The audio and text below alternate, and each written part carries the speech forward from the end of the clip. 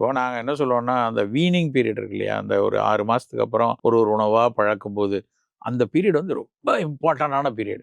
அந்த தாய் வந்து அந்த குழந்தைக்கு என்னெல்லாம் அறிமுகப்படுத்துறாங்களோ, அதுதான் காலத்துக்கும். கீரைச்சோறுன்னு செஞ்சு குடுப்போம். ஒரு 8 மாசத்துக்கு அப்புறம் முதல்ல வெறும் அரிசி கஞ்சி குடுப்பாங்க. அப்புறம் பழக்கஞ்சி குடுப்பாங்க. கேழ்வரகு பால் கஞ்சி குடுப்பாங்க. அந்த அரிசியில மத்த காய்கறிய வச்சு சாப்பிடும்போது, முதல்ல கீரைச்சோறு பண்ணுவாங்க.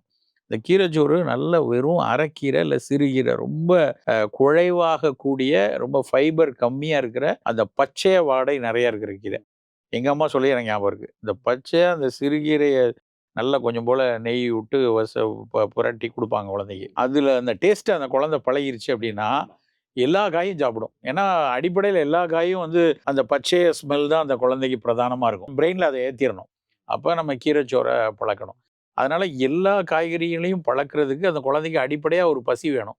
அந்த பசி ஒருவேளை குறைவா இருந்ததுன்னா, அப்போ பஞ்சதீபாக்னிய குடுத்து ஒரு 4, 5 நாள் பசிய உண்டாக்கிட்டு, அப்புறம் இதெல்லாம் பழக்க பழக்க நல்லா சாப்பிட